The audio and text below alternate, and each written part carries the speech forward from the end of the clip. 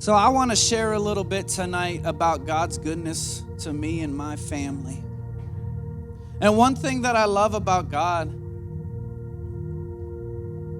is that He doesn't do it the same way with everybody. My testimony is not your testimony, and Adam's is not mine, but it's the same God working in each of our lives. And so I want to speak tonight about a particular thing that God has done in me and my family's life. My wife and I are high school sweethearts, and we got married. In our first year of marriage, we're living in Canton, and I find myself in $150,000 of debt, and we're working 2 jobs to try to just pay the bills, and we realize we're slaves to our jobs just to maintain. And so very quickly in our marriage, we made a pact with each other to get out of debt. So we started pulling back everything. We consolidated as much as we could, cut up our credit cards. And we said, you know what, we're going to tackle this. And so we did that for a few years, just trying to tackle our debt. I was driving truck and my wife was teaching at the time, and we were just throwing as much money at our debt, trying to bring it down. And then we were slowly making progress, but at the rate that we were working, we were going to be about in our 50s when we finally were debt-free. Because we didn't want to sacrifice raising our kids the way that we felt like God was calling us to do. And so then, fast forward a little bit, and Mark tells me, hey, I think you need to be the youth pastor at the church.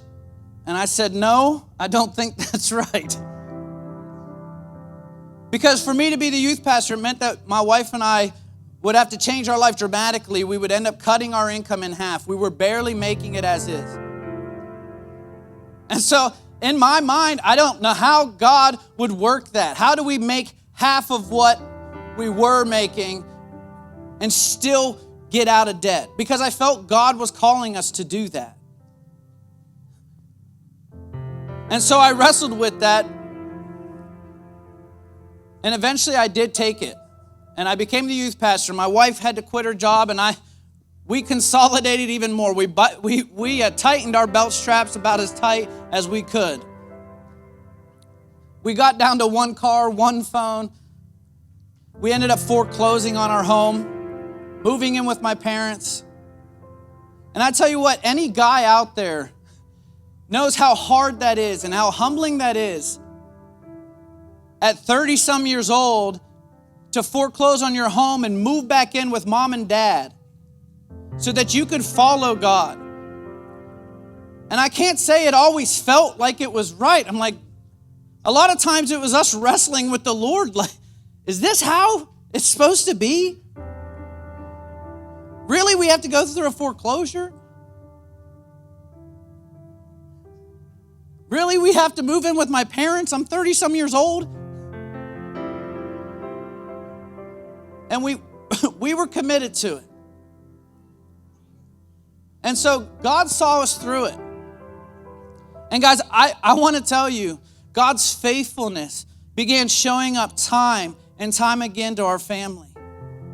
People began giving to us generously. And at first that was very humbling to me. It's very hard to receive when you're in need sometimes, isn't it, guys? Because our pride gets in the way. But the Lord started showing me that that's how He provided for the prophets in the Old Testament. He had one lady build an addition on her house so that when Elijah, I think it was, came to town, he could stay with her. And so I started seeing, you know what, maybe this is how God's going to provide for my family. And maybe I just need to humble myself a bit. You know, I was telling a friend of mine who I just met about this, and I told him, I said, you know, I went through a foreclosure, and that was extremely humbling. I said, who would have thought, you know, that I'd have to go through this? And he just looked at me, he said, so what you're saying is following God requires you to humble yourself. I wanted to smack him, but he was right. He was right. And God continued to send people, and people bought tires for our car when we couldn't, and we had washers and dryers given to us, and Envelopes of money showing up on my bed with no name who gave it. Just so happened when we needed it. My older 2 kids needed braces, and anybody who's been through that knows how expensive that is. And so we're like, Lord, how's this going to work? You know, we're barely making it, and now we've got a $9,000 orthodontist bill. Don't you know the Lord provided and we paid cash? Paid cash for our kids' braces. Making half of what we started, and we were able to do that. Not because of us. Had nothing to do with us. Had nothing to do with my ability to provide. But it was God's ability to provide. And so I stand here today and as testimony of what God can do in your life financially. When we give over and we stop trying to, guys, if we stop trying to be provider and say, Lord, I'm going to trust you. What are you calling me to do? And we turn our finances over to the Lord and say, God, what is it that you want me to do in my family? God will show up. And so we're going to go on and sing, and I'm going to invite my family up. And we're going to build onto this Ebenezer.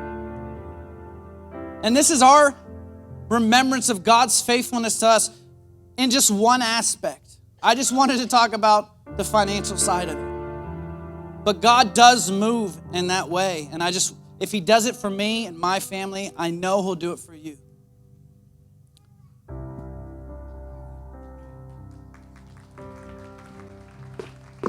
Oh, I forgot to tell you guys something. In 2019, making half of what we started, we're debt-free. Completely. Is that not amazing?